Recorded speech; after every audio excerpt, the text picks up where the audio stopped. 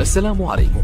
لا تنسوا الاعجاب بالفيديو والاشتراك في القناة تشجيعا لنا لنستمر بنشر المزيد ان شاء الله. السلام عليكم ورحمة الله وبركاته. طلاب الصف الثالث ثانوي، طبعا الأيام طبعا الحالية طبعا أيام امتحانات، ربنا يوفقكم جميعا. أهلا بكم مع فيديو جديد. طبعا قبل ما أبدأ أتكلم عن الفيديو يا جماعة، طبعا أحب أنوه للطلاب اللي داخلين تالتة ثانوي برضو، وممكن نقول طلاب الصف الأول والثاني الثانوي يستفيدوا جدا عشان لما يوصلوا تالتة إن شاء الله يكونوا اتدربوا على فكرة السؤال الجديد اللي هو الإساي، سؤال المقال اللي بيعتمد على مهارات السكيلز، طبعا البنكتشويشن والاستراكشر والباراجرافز والإسايز والإيميلز، علامات الترقيم والجرامر وكتابة المقال والإيميل، بس على أي تشويس إزاي الكلام ده هنشوف. طبعا يا جماعة لازم نرجع الفضل لأصحابه. كتاب A1 كل مدى بيطور نفسه، فعجبني طبعا أسلوبه الجميل اللي عامله. فهبدأ معاكم النهاردة طبعا حلقة جميلة جدا نوضح اللي موجود في الكتاب أو آخر إصدارات الكتاب، إزاي نتعامل مع سؤال اللي تشويس الخاص بالفن الكتابة أو المهارات اللي بتركز على طبعا علامات الترقيم، وزي ما قلنا طبعا القواعد بين السطور وكتابة المقال أو الإيميل أو فنيات الكتابة. ننتبه جيدا برضو زي ما قلنا يا جماعة عشان يصلكم كل جديد. ما ننساش طبعا الشير واللايك والسبسكرايب، ونفعل طبعا زر الجرس عشان طبعا يصل الجميع والفايدة تعم مع الكل. ربنا معاكم مرة تانية ونبدأ. يلا بسم الله. بيقول لي space is used at the end of declarative, imperative and conditional sentence. بصوا يا جماعة الجملة إما جملة خبرية، بالمناسبة هو كاتب لك طبعا declarative ممكن نسميها statement، يبقى declarative اللي هي الخبرية عندك ايه statement، أو أمرية imperative أو conditional sentence أو جملة شرطية. يبقى لازم ايه بحط بقى في نهاية الحاجات ديت. هنعرف بس المسميات ونشوف الحل ايه. طبعا الحل هو في الستوب بالنقطة، يبقى تنتهي الجملة الخبرية أو الجملة الأمرية أو الجملة الشرطية بنقطة. خد بالك إن فول ستوب طبعا مش هنقرا المكتوب بس، هنوضح وهزود كمان، فأرجو تنتبه لو في حاجة تدون أنت بتسمع الفيديو أو بتتفرج على الفيديو. الفول ستوب يا جماعة طبعا بنسميه برضو إيه بيريد. طيب إيه الكولون؟ النقطتين فوق بعض هنشرحها طبعا مع الأسئلة اللي موجودة عندنا. السيمي كولون اللي هي الكومة المنقوطة أو الفاصلة المنقوطة، الكومة طبعا اللي هي الفاصلة. يبقى أنا قال لك هتستخدم في الأسطول في نهاية الجملة الخبرية والأمرية والشرطية. اتنين بقى، إيه اللي used after a command an interjection or what shows surprise or anger؟ اللي بيعبر عن الغضب وصيغة التعجب والأمر والغضب والدهشة والاستغراب، يبقى اسمها exclamation mark، علامة التعجب. لازم يا جماعة نعرف مسميات الكلام ده بالإنجلش. exclamation mark أو مثال واو I won the lottery، هي نصيب أو البخت. put your hands on your head، علامة تعجب. مثال تاني what a beautiful dress. او كلمة او اتش حط بعد علامة تعجب. أمثلة كتير طبعا في الكتاب أو المرجع ده هنوضح كل الكلام ده بجانب اللي أنا بشرحه. طيب رقم 3 بقى، كلمة الكوما والسيمي كولون والكولون كلهم بيوضحوا ايه؟ show indicate in series طبعا مجموعة أشياء وأشخاص. طبعا دي كتاب بنسميها علامات الوقف. يبقى البوس شايفوا الفريس عبارة ولا كلوز، جملة الكلوز ولا كوز سبب، إذا بنسميها البوس الوقف. يبقى علامات الوقف اللي هي الكوما والفاصلة المنقوطة والنقطتين فوق بعض. 4 الفول ستوب، لسه هنا فوق الفول ستوب النقطة. بيجيلك بقى عليك أسئلة بقى مختلفة. is used after، بنستخدم فول ستوب بعد إيه؟ interjection صيغة تعجب، ولا abbreviation اختصار إذا حل اختصار، ولا exclamation تعجب، ولا incomplete sentence جملة غير كاملة. يعني مثلا ديسمبر اختصارها دي اي سي، جانيواري، وينزداي بنحط ايه في الاسطوب بعد يا جماعه بعد الاختصارات. الكويشن مارك طبعا علامه استفهام is used at the end، طبعا عارفين الجمله الاستفهاميه تنتهي بعلامه استفهام. طب الجملة الاستفهامية اسمها يا جماعة بقى؟ اسمها interrogative يعني الجملة الاستفهامية، وبرضه بنستخدمها مع التاج question السؤال المزيل. علي is clever كوما isn't he. يبقى الجملة الخبرية ممكن تنتهي بعلامة استفهام يا جماعة. في النقطة رقم 5 بتكلم عليها. الجملة الاستفهامية ممكن تنتهي بعلامة استفهام. عندك المثال اهوت برضه اهو she's a doctor حط كوما isn't she. إذا هنا الجملة هنا بعلامة استفهام. طب السؤال العادي بقى سؤال بكلمة استفهام. what did you do yesterday يبقى علامة استفهام في الآخر. do you have a camera يبقى علامة استفهام في الآخر. الجملة رقم 6 when writing initials for personal names عند كتابة الحروف الأولى من للأسماء الشخصية يا جماعة ويوز إيه؟ فول ستوب.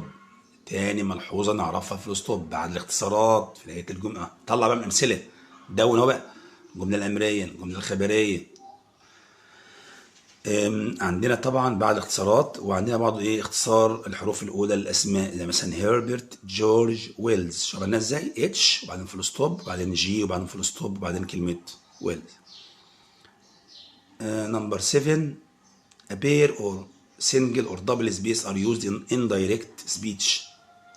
احفظ الكلمه دي direct speech used in direct speech الكلام المباشر يا جماعه لازم نحط فيه علامات تنصيص اهو. يعني علامات تنصيص مفردة أو مزدوجة. علي سيد كوما افتح تنصيص بقى I will go out tonight هنا علامات تنصيص اسمها quotation marks أو inverted commas. أعرف مسميات quotation marks اللي هي علامات التنصيص أو inverted commas. Number 8 the apostrophe S is added after singular nouns or names to show. طبعا يا جماعه قلنا الابوستروفي اس او الاس ابوستروفي يبقى البوستيشن الملكيه او الاختصار. طبعا اختصار مثلا للفعل از ولا هاز ولا كذا تراكشن يبقى ايه. مثال لو ذيس از منز كار يبقى الابوستروفي اس في الجمله اللي عندي هذه سياره منى. اذا دي بتعبر عن ايه؟ بوستيشن مش كونتراست تناقض ولا اجريمنت اتفاق ولا اوبجيكشن اعتراض. نمبر 9 وي يوز كابيتال ليتر. طبعا جينا بقى لايام الحضانه والابتدائي والاعدادي. السؤال ده قلنا طبعا الامتحان اوت اوف ذا بوكس خارج الصندوق توقع كل شيء.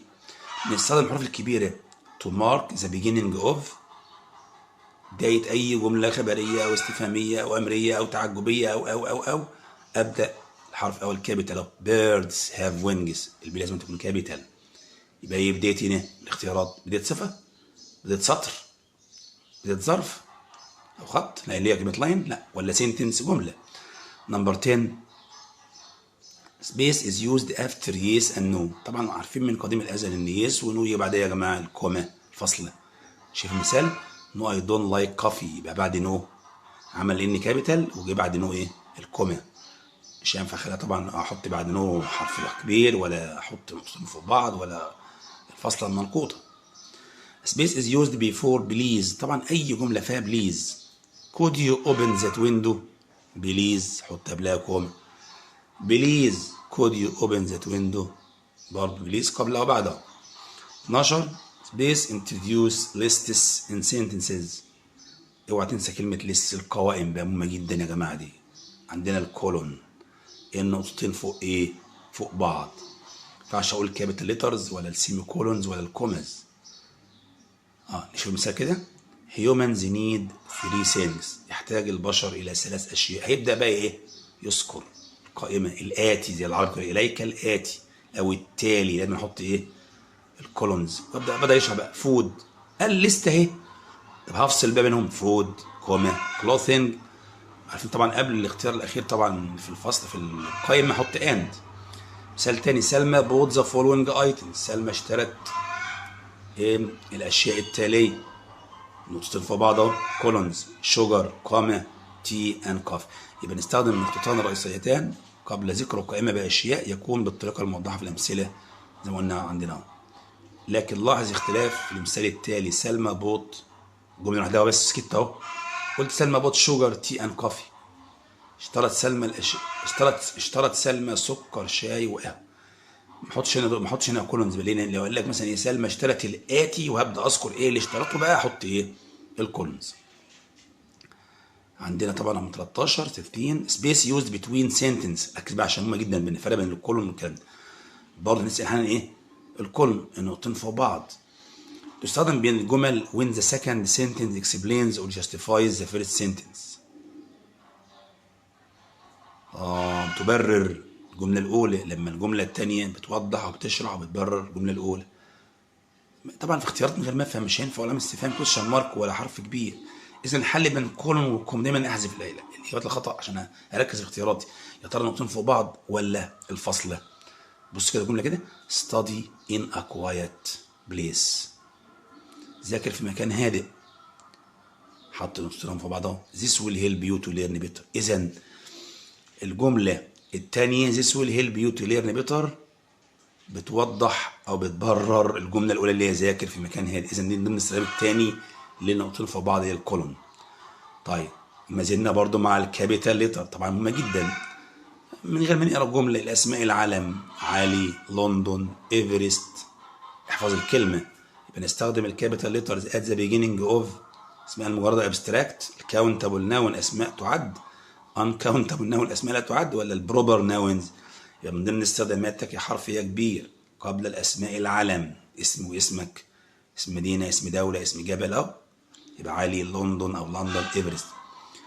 هنا ال 15 برضه تاني الكوما، بنستخدم الفصل قبل أو بعد the name of the person you are speaking to. مهمة جدا دي يعني عشان أحط الفصل الكوما قبل أو بعد الاسم الشخص إن أنت إيه you are speaking to. مش هينفع لك قبل او بعد الاسم الشخص اللي هاجم بجوارك ولا اللي بيزعق لك ولا اللي جالس بجوارك، لا اللي انت بتتكلم اليه. مثال اهو احمد، يا احمد، احمد وات ار يو دوينج ناو، حط كوما بعد احمد.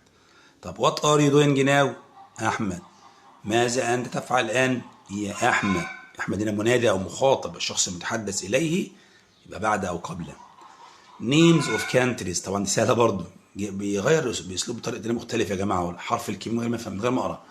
اسماء الايه الكانتريز القارات الدول، continents القارات، days of the week ايام الاسبوع، month of the year شهور السنه، public holidays الاجازات الرسميه العطلات الرسميه، as well as geographical places بجانب طبعا الاماكن الجغرافيه. نبدا بايه؟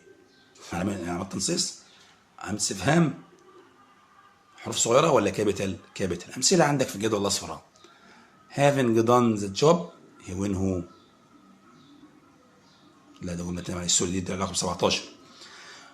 طبعا قلنا اهو زي مثلا ايجيبت في الكانتريز، ايشيا قارة آسيا، أيام الأسبوع ساتردي، شهور السنة فبراير، عطلات رسمية مثلا نقول إيه رمضان شهر رمضان، أو نقول مثلا 13 جون ريفوليوشن ثورة 30 يونيو. أماكن جغرافية طبعا والإثار، وقعدنا نتكلم كتير بقى. والضمير لازم يكون كابيتال. ماشي يا جماعة؟ مع الأمثلة هتبان أكتر. طيب 17 ويوز سبيس تو سيباريت، دايما اعرف كلمة سيباريت تفصل على طول. الفصل يبقى يا عم لا إما كوما لا إما سيمي كولون على طول.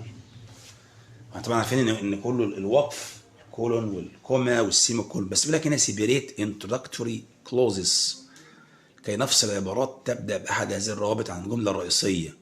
starting with after although يعني هبدأ الجملة بafter أو although أو as أو because أو before أو if أو since كتير and though from independent clauses من الجملة الإيه الأخرى ديت. يعني مثلا while when as soon as having تصريف ثالث verb ing، يعني هبدأ الجملة ب after أو although أو while أو when أو as soon as أو having تصريف ثالث أو ing بس أو طول المصدر. لازم نحط في نص الجملة إيه الكوما يعني الفصل. بص مثال عندك كده في الجدول الأصفر كده having done the job حط كوما في النص اهو بعد أداء العمل he when who.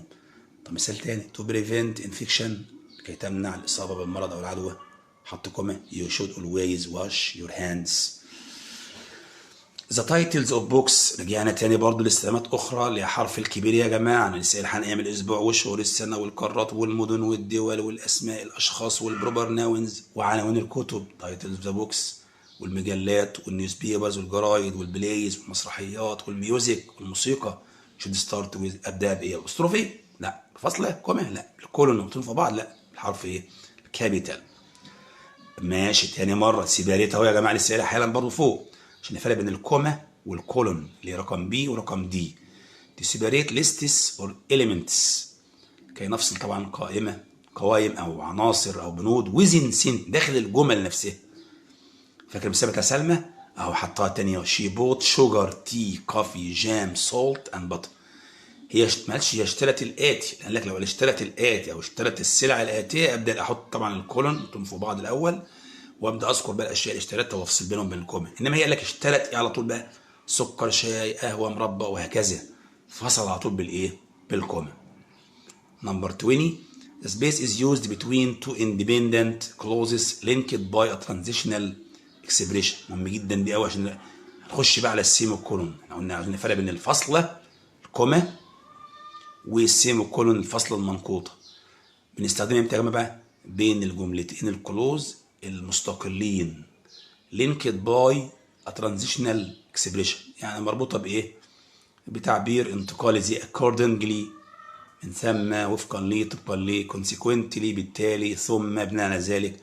for example على سبيل المثال nevertheless however وعلى الرغم من ذلك so لذلك thus. اذا هي اسمها سيمي كولون. اللي بعده when a name or a singular noun ends in space either add an apostrophe or an apostrophe as well as another is. مهمة جدا دي يا جماعة. لما اقول لك الاسم or a singular عشان بص عشان اوضح لك الكلام مكتوب وضع الابوستروف اس.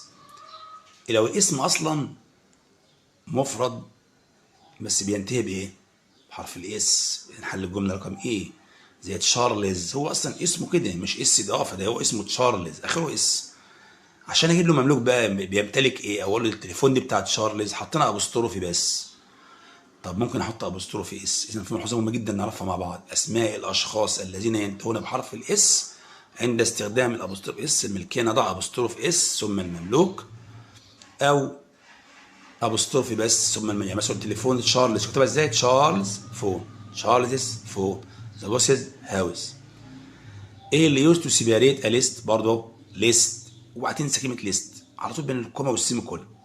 ليست اوف سيميلار ووردز الفصل صفات او عبارات او كلمات متشابهه. ماشي يا جماعه؟ يبقى الكوما. مستقلين طبعا يبقى سيمي كولون. when space nouns don't end in s just add apostrophe s. طبعا لسه هنا بقى اللي هي شرح الابوستروف اس. اذا كان الاسم مفرد والجمع بتاعه شاذ نضع ابوستروف اس. يعني ايه يا مستر؟ children اصلها تشايلد طفل جمعها children.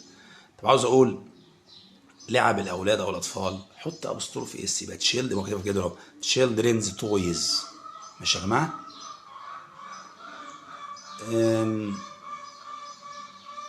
برضه في مثال 22 طبعا ما خدناش بالنا مكتوب عشان نفهم برضه اللي هي الكوما اهو. بص she is smart patient and هي فاصله اهو كلمات متشابهه او صفات اهو. هي ذكيه صبوره ومساعده او خدوم. the young boy saw the snake اهو الولد الصغير شاف الثعبان. screamed loudly صرخ بصوت مرتفع and cried about it for days وطبعا قاعد يصرخ وبيبكي لايام. هنكتفي بهذا القدر طبعا. ان شاء الله نكمل في بقيه السلسله دي برضو ان شاء الله في اسرع وقت. اتمنى يكون طبعا الفيديو نال اعجابكم. برضو منبه تاني ما ننساش طبعا عشان الكل يستفيد، كل طلاب مراحل الثانويه سواء اولى او ثانيه او ثالثه. ما ننساش طبعا الشير واللايك والسبسكرايب. ولو في اي استفسار يا جماعه ما تحركش اي معلومه عندك في الكومنتس في التعليقات اكتب. واتمنى لكم مزيد من التوفيق وحتى نلتقي في حلقة أخرى. والسلام عليكم ورحمة الله وبركاته.